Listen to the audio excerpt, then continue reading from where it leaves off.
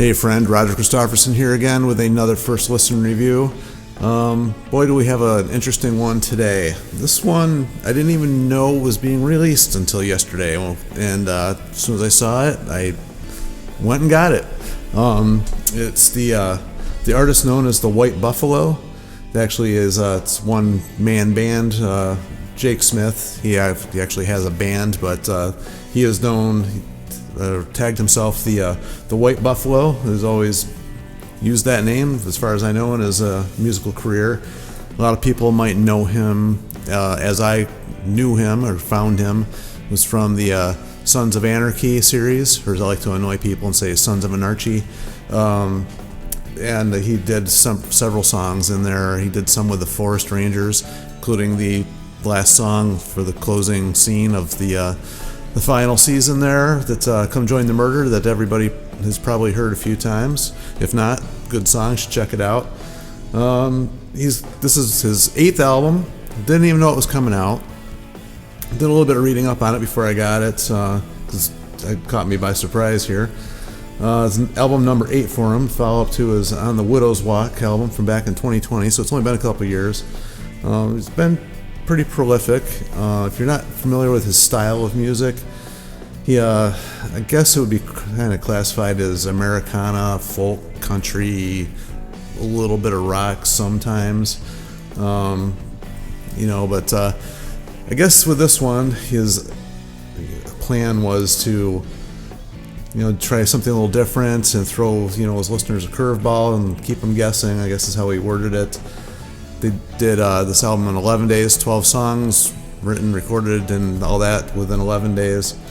And, got some mixed feelings about this one. Sometimes it sounds like there's a few there that sound like they were a little bit rushed. And what they tried differently sometimes works, and sometimes for me just didn't work. So I guess we can get right into it. Actually, it's weird because the first song, it starts. I mean, if you're not familiar with his, music at all, I probably wouldn't start with this album. I would probably go back earlier in his career, The Highwayman, or something earlier like that, and you'll get a better feel for him. This might be a strange place to start if you haven't heard him before. The first song, it's called Not Today. Starts with some really strange keyboard stuff going on. If anybody out there is familiar with Pete Townshend's album Psychoderelict, and you know the extra stuff he used from the little segues and stuff, the leftover stuff, and it was kind of from the Bob O'Reilly type feel. He had some extra experimental things he was doing at that point in time. It's got that going on, and then the song really builds to a really big crescendo, some weird soundscapes and stuff towards the end. The rest of the album doesn't use any weird main keyboard thing like that at all. It starts, so it's a really strange way to start. And then we get into the next. I think some of these songs just kind of flow from one end to the other. It's not like a really start or stop point. They kind of flow into each other. This one flows right into the second song called Winter Act 2. And I guess the idea lyrically behind this album was it's called Year of the Dark Horse. I don't know if I even said that. It's kind of supposed to give you the life, and within a year of kind of loosely based around how the seasons change and how relationships change. And so we get into the song called Winter Act 2, which is more what you would expect from him, although it does have some weird soundscapes in there too. A lot of pads, if you're familiar with anything that Daniel Lanois has done, maybe with Peter Gabriel or U2, where he just adds some weird soundscapes. They're not really they're not really keyboard parts, but they're just more the sound that swells in the background. There's a lot of that on this album. Then Kingdom for a Fool is actually a really good song. It's more in the country vein, but it also has this really big build towards the end of it. And all these songs, I have to also say, they're fairly short. There's nothing really super long on this album. There are 12 songs, but I think it clocks in right around 45 minutes or so. I actually didn't pay that close attention, but somewhere in that ballpark. And that one is one of these ones that goes into another song. It's called Love Will Change / Spring Song. This one, something about the White Buffalo for me anyway, is great songs. He's got amazing lyrics, great songs, and then on every album he's got a clunker or two. That's the way it is. But the good songs are so worth it, I don't mind the clunker or two. This, to me, is one of the clunkers. It just, man, I don't know. It just sounds like they were trying to make something happen, and it just turned into nothing. It just starts with like some weird, I don't know, wave type sound, and it's got like Space Invaders or some other arcade game sounds going on in the background. It just seemed like it served no purpose at all to me. And they make the music all distorted, and his vocals are all like overdriven, and then it kind of changes midway through into its spring song, just mainly acoustic guitar and some sound in the background, and neither one have like a strong melody or chorus or anything. And it's got the spring song theme, so it's winter to spring. But that's where all the season references stop. He never references summer or fall from that point on, so I don't know if they just kind of forgot what they were doing with the season thing, or just gave up on it, or I don't know. But that's the last you hear of anything with the seasons. She Don't Know That I Lie is the next song. That's a cool one. It's got a cool little melody, more in the vein of what you'd expect from him. Didn't really do a whole lot for me. It was a decent song, but it was just okay. Not a whole lot. The sounds in the background again added a lot to the song. I think that one might have been better, just not having that done. Song number 6 is actually pretty good. Come On, Come Up, Come Out. Upbeat, which you don't hear a whole lot from him. Good melody, good chorus. His lyrics are always cool. I like the way he writes stuff. And we go into love song number 3. So I don't know if the number 3 is supposed to reference if they wrote a couple different versions of this or not. It doesn't really give you that info. Decent. It's got a cool little acoustic thing going on in there. And the one thing I like about the production on this and then most of his other albums is you can hear the strings ringing out. The acoustic guitar is never really quite perfect, which I don't like when things sound too perfect. You can feel hear his fingers moving up and down strings. You can hear the breaths in between takes, and he's got this type of voice I would describe as a fully frail. It's very deep, but it's very weak at the same time. It's hard to describe. He's got a very fast vibrato going on when he sings some of the higher stuff in the higher ranges.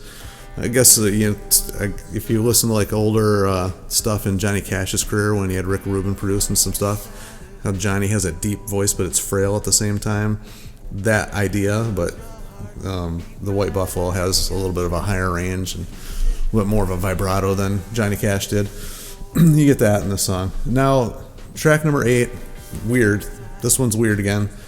I expected Taylor Swift to start singing along with him at some point. I don't know. It very strange. It had some weird background percussion thing going on, which is cool. Upbeat again. Cool melody. The song's actually good. It's not a bad song at all. Very strange for him. So I guess this is one of those ones that's where he's talking about challenging the listener. This would be one of that in a good way. Even though it reminded me of Taylor Swift. It's still got the elements of it's almost like they're trying to sound like an indie band, but yet with really strong production and then overdriven weird sounds in the background. It's like a weird combination of things that they have going on, and the song's kind of cool. Am I Still a Child? That one, this is another fairly long one, and that kind of gets back to his I don't know, I guess more like his older style of doing things. Just a lot of acoustic guitar in this one. It's one of the more fairly longer ones too. And it had a really good melody, and actually the lyrics in this one were amazing. I really enjoyed the lyric writing in this one. That's one thing I already mentioned, but he knows how to paint a picture verbally. It's you can really picture what he's talking about in a lot of these songs, and I don't want to ruin it for anybody, but this is a classic White Buffalo here. And then the next song, 50 Card Pickup, another strange one. It starts with a little keyboard thing going on piano, and I thought John Lennon was going to start singing for a minute there, very Imagine-esque, but then it turns into something a little bit different, obviously. And it's got the weird soundscape thing going on in the background. Good song, wasn't a bad song. Actually, the lyrics to that one, another thing. It's talking about building a house of cards and all comes crumbling down to try to build it back up again. 52 card pickup. That's a great lyrical idea there. I'd never heard that one before. I thought that was really cool. Next song, 11, Donna. Another one I don't care for. I can picture a lot of people liking this one though. It's if you can picture Mr. Blue Sky with miserable lyrics and recorded to sound like an indie band, like in somebody's garage, that's what this song sounded like. So very strange, challenging the listener definitely. I can see people liking this type of thing. If you like ELO, even though it's weird because it really sounds like ELO, but with really bad production intentionally. So it's strange. It's just, they obviously were he hooked up with a different producer for this one, and they tried to make it, all these cool soundscapes and stuff, but yet they left a lot of just the songwriting still the same, aside from, Love Will Never Come, spring song. That one was kind of, I don't know, that song was just garbage, but this one, I can see why people would like it. I, however, didn't care for it too much. And then, so the last track here, song number 12, Life Goes On. It's, I think it ended the album really well. Still has that soundscape thing going on with it almost sounds like, I don't know, it had like, one of these songs had like geese in the background. I don't remember if it was this one or not, or dogs, or it was really strange. Like a lot of weird things going on it. Like Donna had sound like they were beating on a tin pan or a pot or something in the background, like through the whole song too. Like you know what I'm talking about as soon as you hear that one. But this one ended really well, and it just kind of faded out with a playing a little piano thing. It's one of those things where the piano on this whole album, they try to make it sound like not perfect. Like it's you can hear the keys moving, you could hear the guitar strings on this one again just ringing out, like he didn't hold the strings down all the way, which you can hear the breathing in between in between the lines, which everything I like about the White Buffalo, and then they just add the stuff in the background. So overall, I kind of have a mixed feeling about this one. I liked what they were trying to do. I like when artists try to do different things. It worked quite a bit. It worked the majority of the time on this. I will say that for me. There's a few of these I just thought it was just a waste when they just tried to do something different for the sake of doing something different, and it didn't really work. And maybe they should have taken maybe a little bit more time to work out a couple of those parts. But overall, I would rate this probably, I'll give it a 7. Although, because there was a few misses, but the fact that they tried to do something different, or he tried to do something different, I have to really respect that. I, myself, I'm always challenging myself. I've got a few that's, off the beaten path that kind of stand out.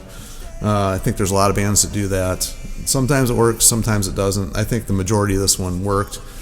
Although, like I said before, he's got a couple clunkers on pretty much every album, so it's pretty much in line. So I just wouldn't start here. If you haven't heard the White Buffalo before, like I said before, start with something earlier, get a feel for what he's like, and then move on to this one. Great album. The artwork is like really cool. That's one thing I really noticed about this one first, is the artwork was great, even though it's got a white horse and it's called Year of the Dark Horse. But that's being nitpicky. I guess he is the White Buffalo, so maybe they had to have something animal white on there. But it's just being really picky about it, I guess. But anyway, I can't wait to hear what you guys think about the White Buffalo. If you've never heard of them, you check them out and tell me what you think of them.